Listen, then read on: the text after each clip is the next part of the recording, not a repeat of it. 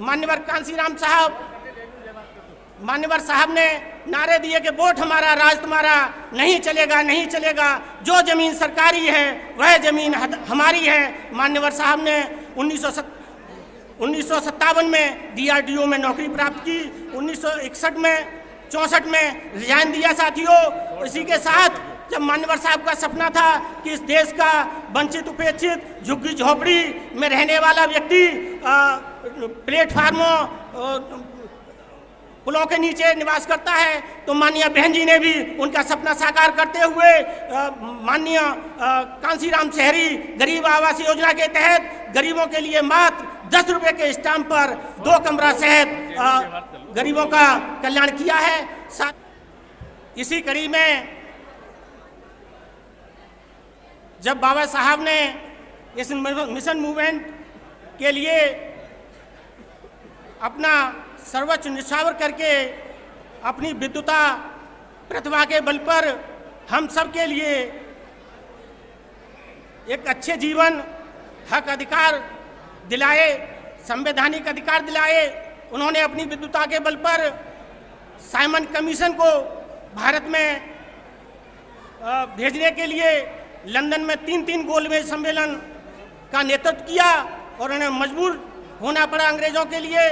तो Simon commission में 1930, 31 और 32 के बाद हमें एक वोट एक मूल्य, सबके लिए बराबर का अधिकार 18 अगस्त 1932 को, साथ ही आरक्षण की व्यवस्था जो साहू जी महाराज ने अपने रियासत में 1902 में की थी, विधिवत रूप से साइमन कमीशन के आधार पर यह हमें 1932 में हमें विधिवत रूप से मिली साथियों। इसी के साथ जब इस मिशन मूवमेंट को माता सावित्रीबाई फूले और ज्योतिबा फूले ने 1848 में महिलाओं के लिए, इस देश की लड़कियों के लिए पहला स्कूल खोला साथियों, उन्होंने अपना संपूर्ण जीवन हम सब के लिए दिया है साथियों। इसी कड़ी में मान्यवर साहब, जब बाबा साहब का मिशन मूवमेंट जो कांग्रेस और इस पार्टी के जो मनवादी मानसिकता के लोग थे, जो वंचित उपेक्षितों को नहीं चाहते थे, उनको परम पूज्य बाबा साहब ने संपूर्ण अधिकार देकर उनका कल्याण किया साथियों। जब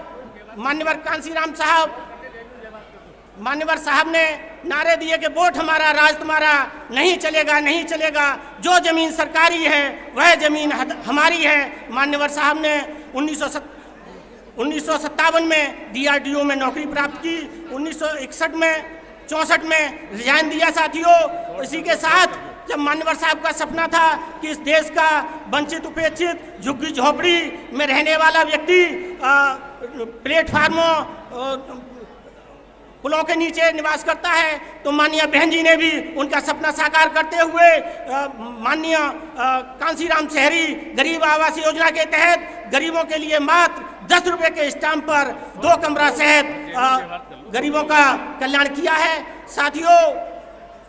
इस अनेकों अनेक जन कल्याणकारी योजनाएं संचालित कर माननीय बहन जी ने प्रदेश का, देश का विकास, सबको उत्थान किया है साथियों। अब मैं अपनी बात यहीं पर समाप्त करते हुए सभी के लिए जय भीम जय भारत, और आखिरी पंक्ति में जिंदगी भर की कमाई भीम के पैगाम की, नाम अमर दुनिया में कर गए साहब कांसीराम जी। सभी के लिए बहुत बहुत धन्यवाद। मंच के माध्यम से मान्यवर साहब के जीवन पर सभी के लिए शुभकामनाएं, मंगल कामनाएं। जय भीम।